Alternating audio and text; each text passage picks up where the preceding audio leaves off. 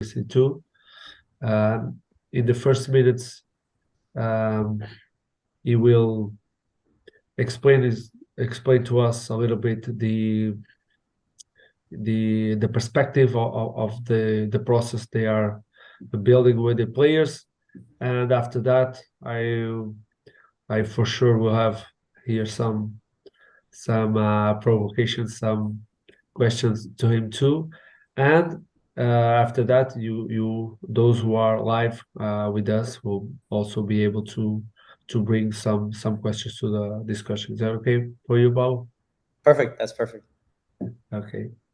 So, well, I'll pass the ball to you. So, shows a little bit what is the perspective in which you approach this particular type of training. Yeah, perfect. So I guess I'll run through sort of how the return to play has worked in my environment so far with Revs 2. And the way that it's been is sort of like a two or three step process. I think at the beginning, of course, you have the unfortunate instance of a player getting injured. And with that, obviously, comes the initial steps of that evaluation from the medical side. Just seeing, the initial evaluation, the expected length of time on the sidelines, and then we go from there. So that the way I think it's been divided has been part one as medical, obviously. So I work with one athletic trainer. He's obviously the head of the medical side for the second team, and him and I are in constant collaboration. So his role is to try to get the player pain free as quickly as possible, and then from there, what we have is what is known in our club as the medical handover session. So once the player completes that, they are then sent to me, and from there, my understanding is that the player is pain free with their movements.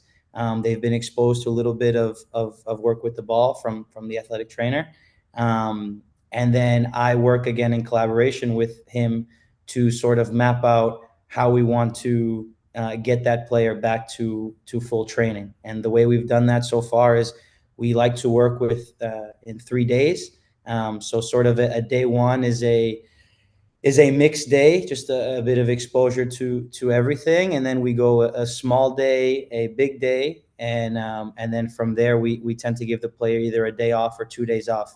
But that's not concrete. That's not black and white or too rigid, because obviously we have to understand that each player is different and their body will react differently to each day. So we will adjust as necessary. And I think a big piece of that return to play protocol is that it is very data driven.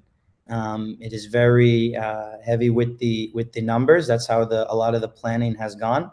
Um, and in previous years, with the injuries that we've had, which in all honesty have been very few compared to a lot of other clubs, and just for heads up, last entire season from January to October, we had one soft tissue injury, which I know the goal is obviously never to get the players injured, but I think it's very impressive, especially considering the run of games we had and the season we had, where we finished second place in the league and made it to the conference semifinals. So, we've been fortunate with that. But that's sort of how the process has been. So once we go through the planning with myself, we then try to reintroduce the player to team training and collaborate with the coach and say, hey, maybe today it's his first day back. Let's maybe just introduce him a little bit, or it will all depend, obviously, in each situation. But that has sort of been how the process has gone so far. And obviously, with my work with yourself, Miguel, and my understanding of the methodology, I've internally questioned that process, which I know you will question me, because there are a lot of things that I think are honestly worth questioning. But that's sort of how things have gone so far. Okay. The first thing that really got my attention was the fact that you mentioned that in the way you organize the team after 3 days, often they have 1 or 2 days off, which it's quite a lot against what is at least from the experience or from what I perceive from Mhm. the from from nowadays football. It's something not very usual, so to speak. And especially for with a player that has been out for weeks or months. Sometimes there's a certain um, tendency or certain obsession to, oh, let's recover some time, so we need to do more, and often it's days off are not part or an important part of the plan. Uh, Mhm. could you explain us a little bit uh, why you do that way? Yeah, I think again, it all goes back to, I guess, the actual structure of the working days, because I always try to mimic the individual player to sort of the flow of the team. And I think first off, in a second team environment, we are very unique, because we don't have a lot of the time the midweek game. We're more often playing the weekend, Sunday to Sunday. So I feel like we have the luxury sometimes of a pretty easy schedule. I think we just give the day, we at least give one day off, and then we sort of see just the response. So it's not always a guarantee. It may be some sort of, our athletic trainer likes sometimes a bit of off field work, and then we also believe, listen, if it's our first week and the player's been out for 6 weeks, maybe those first 3 days for him have been a lot, and he may need that second day. Um, and if also depends on the player. He is the number 10. He's the most important, most valuable player we have on our team. Then we may need to say, okay, hey, that second day, the coach wants him back a bit quicker. We may actually just go with one. So the reasoning really for the 2 days is just to allow the player to recover and just give him the time needed. And then we would sort of repeat that process of a mixed day, a small day, and a big day until we believe that the player is good to get back into the training environment. Okay, but could you give us an example of so to illustrate a little bit better how this process it's managed, since the athletic trainers say, okay, uh, it can progress into you.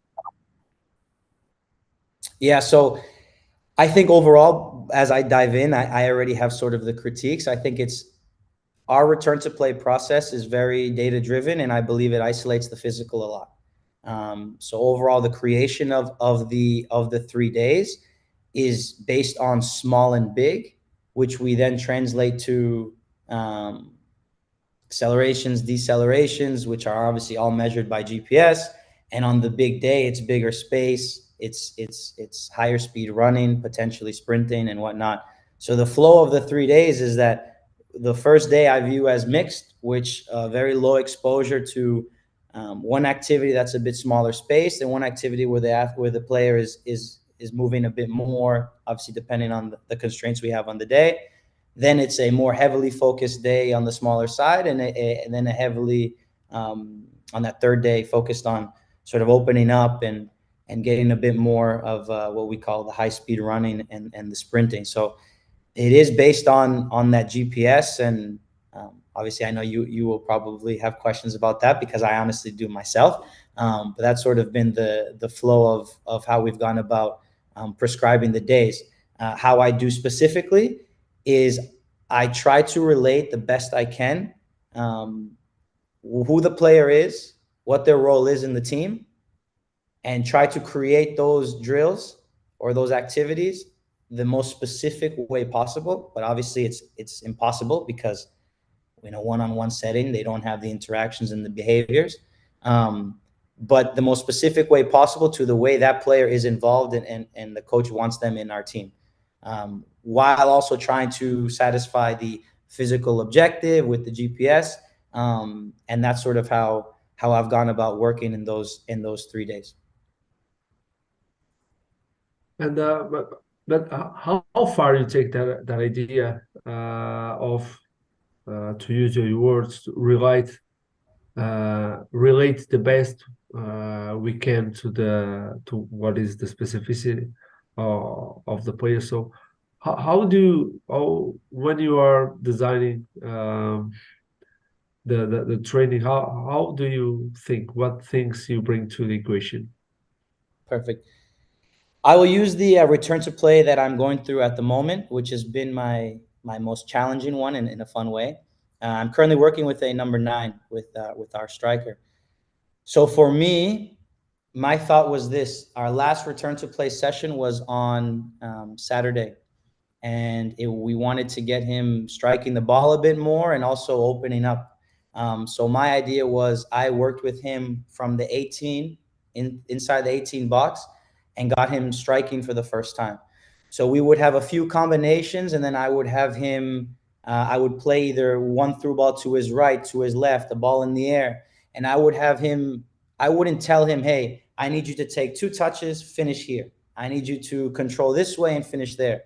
I give the freedom for him to try to interpret that pass, interpret that ball the best way he feels he would in a match, and then with the objective of finishing. And in the big net, I'll have the 2 mini nets on the side, and I would challenge him to say, hey, you have 6 shots, 2 goals, 2 points for the corner, and 1 for the big. So for me, the idea that I tried to do is he's the number 9. I'm not a number 9, nor did I play at his level, so I don't have his quality. So he knows best how to finish. He may need to take 6 touches to control the ball that comes from the air. If that's what he needs, then that's what he needs. But that's my idea. Is it ends up becoming not specificity in the way that I've read and the way that I've been taught. It becomes a bit more positional, and I think that in that one-on-one context, that might be just the best thing possible given the circumstances. So that would be a specific example of how I try to get as specific as possible, is just understand who the player is, how they fit into our team context, into our collective, and then try to work in those specific ways. When you say it's pretty much data driven, what do you mean? Tests or GPS data? What things you bring to Yes, the both. I think we have our baseline physical testing that is done every year in preseason, but the biggest thing is the GPS. So obviously we'll have players we understand what their max speed is given the amount of time they've spent in the GPS, their average output in matches. We use both their average and their max, and then from there it helps us sort of program how we want to, or how I would like to sort of progress them appropriately throughout the weeks, if obviously requires weeks. So for example, using some of the return to play protocol that I've also seen from our first team in the previous years, they would like to go with, you have your bands 5, 6, 7, and 8, which would be your high speed running sprint distance. And it always flowed on a bit of volume here in B5, and then an exposure in B6, then you go volume B6, exposure to B7, and gradual over time. That's sort of what I was introduced to last season, and in order to try to find it's something that is set by the club, right? Well, so it's funny, that was sort of last year. We obviously have a new coach and a new head of performance, and we have not had an exact conversation yet of how we like to go about our return to play protocol, but that's sort of the general idea that I was exposed to last year. And in order to try to keep some sort of vertical alignment, which the club strives for, it wasn't set in stone, but I know the first team medical department worked in collaboration with the first team medical department, and that's sort of the process that we tried to implement downstairs, myself and the athletic trainer I worked with. So it was incredibly, and it is a process that is data driven for sure. So it's the GPS metrics number 1, and the strength testing number 2. And how this is more now a personal Yes. uh, question. How valuable you think, or by your experience, you feel that this data represents the real state of the player? I think we lose a lot of context, and there's a lot that we can't measure. So the GPS for me does not tell the complete picture by any means. Um, because it's, listen, if you want a small day and the goal is this player needs to get 20 accelerations, decelerations, then I can put one cone here and one cone 15 yards there and say run fast over there and stop, one XL, one decel 20 times. Okay, good. Oh, he's good to go. That's not it. So for me, I think the GPS definitely does not. It gives something, and I think a lot of people, including myself, sometimes we want to have some control or something tangible, and the number gives us that. But it's important to understand how they achieve that and have eyes on the session and not go blindly based off of the GPS number. So I think that it serves a purpose, but I do not take it as, oh, he did 500 meters. Okay. How did he do it? Did he just run back and forth all day? I mean, I can do that now. And I mean, it's like, it's very, it doesn't paint the whole picture. Okay. And if we go like one step further, Mhm. so in the moment in which he's not already in this one-on-one process with you, how's the process? So in the next step, in the moment in which he is not able yet to do a normal training with the team, but he does part of the training. How you manage this That, yeah, this that becomes, step? just a collaboration with the coach, is to just have the conversation and say, hey, this is where player X is at. We go over the session together and say, hey, can we incorporate him here, here, here? It's his first day. Can he be involved as a neutral? Can he do everything? We'll have the conversation with the athletic trainer as well to say, what is your thought? And go from there. And normally if he's not able to go full, but he's able to do part, then our coach understands that, and we're able to just have the player do that. That's his reintroduction, and then see how he reacts, and then just continue the next day a little bit more, a little bit more. If there's all of a sudden some sort of flare up or some sort of negative reaction, then maybe a little bit less. So that is all just a matter of communication, and with the player, with the staff, with everybody. That's the most important thing. Okay. So, um, I'll just ask about, because you mentioned that just one soft tissue injury this season. Um, what type of injury was, if you can share with Yeah, us? of course. It was a hamstring injury. Okay. Yeah. Very, very, very up to date. Yeah. Especially if we, yeah, we had a conference cycle with Dave Teddy, you know him, Mhm. when we discussed a lot this.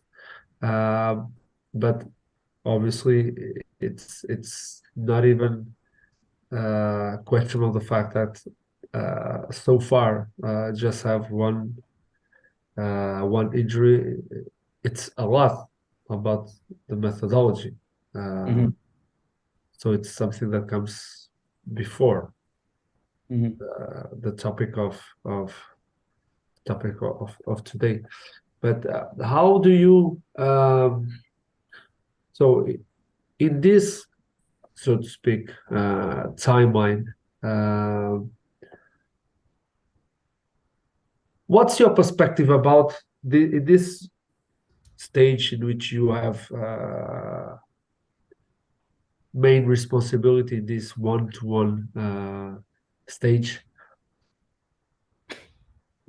what is your main concern? I would say my main concern is to try to get the player back in the team setting as safely as possible or as quickly as possible. Quickly doesn't mean rushing or trying to re-aggravate the injury or whenever, but I would like to get the player back in the team environment, because I know that in the capacity when they work with just myself, they're missing a lot. They're missing the biggest thing. They're missing the collective feel, and they're missing the interactions and the behaviors that the collective has every day in our training. And that for me is the most important, and it's the most specific way for them to get back in, back quote unquote fit, right? Fit to the way we want to play.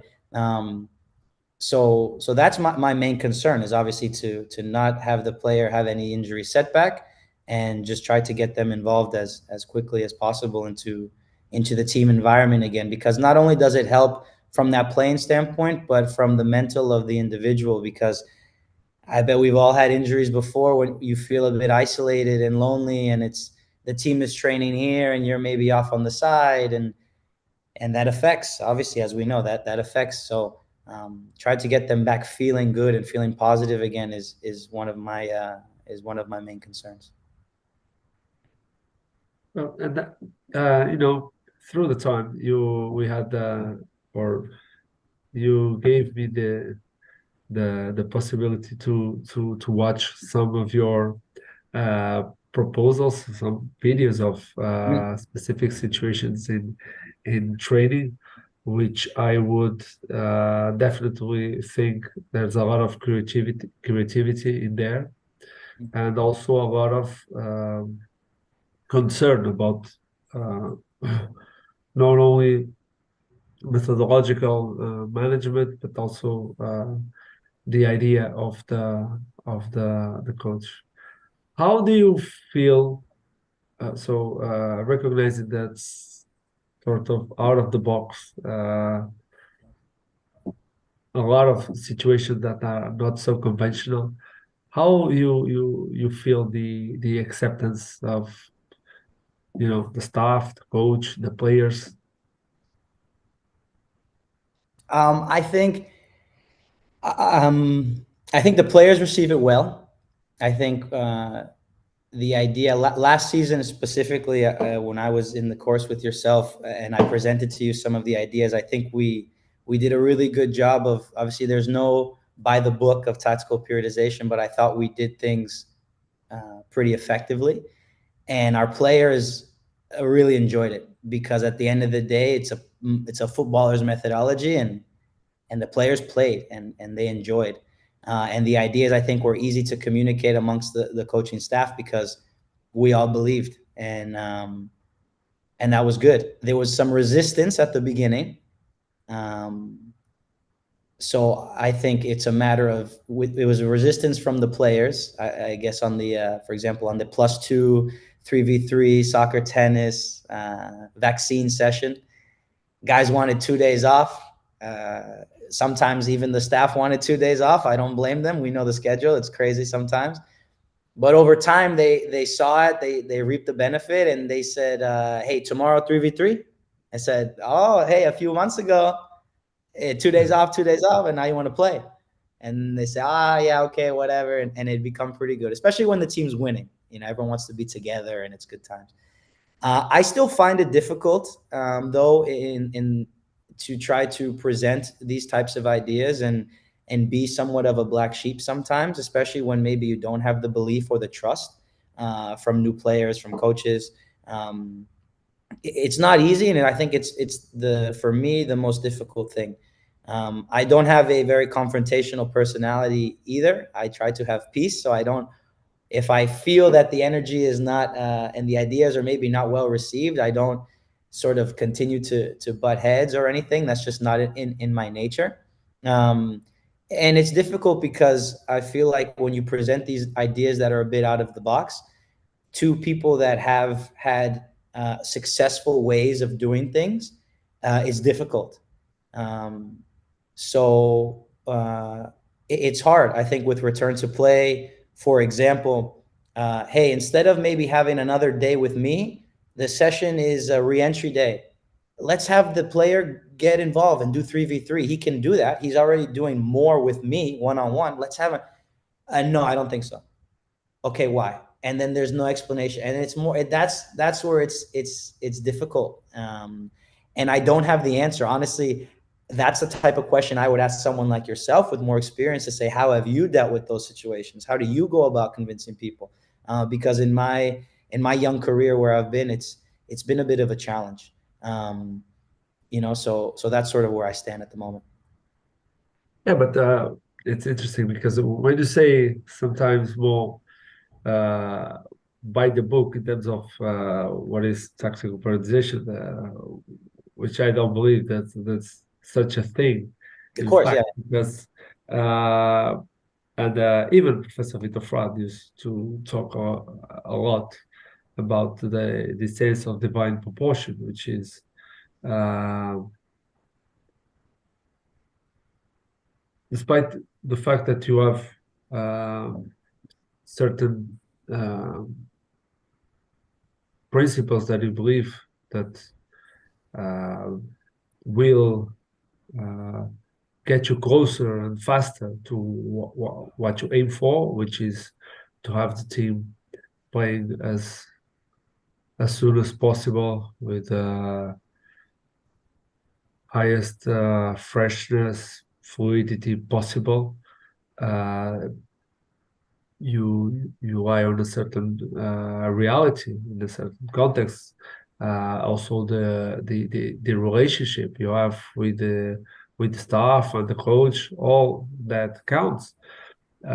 So for me, it's no such thing as and myself I had experiences in the past in which I felt exactly the same that you feel. Mhm. Sometimes you have to go easy with the people that's working with you. Uh, so you are more, sometimes you feel that you can go, all in with all that you got, because uh, it also happened that in some situations the coaches know exactly what were my ideas about it. So this, okay, this is about you. This is you will the one that will coordinate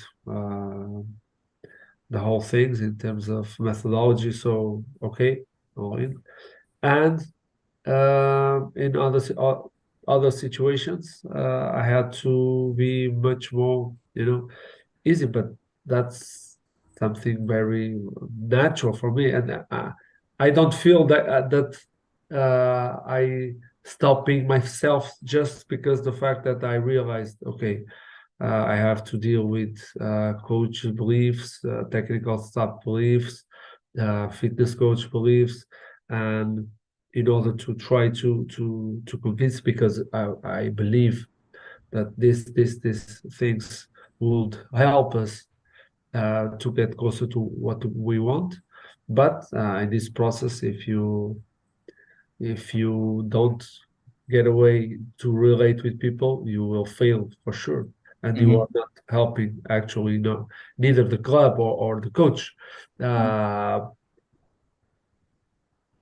you as assistant coach or fitness coach or whatever, you always have to present more solutions to the coach than problems. If you put you yeah, if you put in a position in which you generate more problems than solutions, that No one wants to work with you. Professor Vitor Fad used to give an interesting example, which was when he was here in a not a top club, but a good club here in Portugal, and but it was the first time he was working with that coach uh, in Rio Ave, and when they arrived to the hotel where they would spend the first weeks of the season. I said, yeah, we have everything in the hotel. The hotel is prepared for everything. So, but they had everything, hills, beach, and space around, but they didn't have a pitch. So the okay.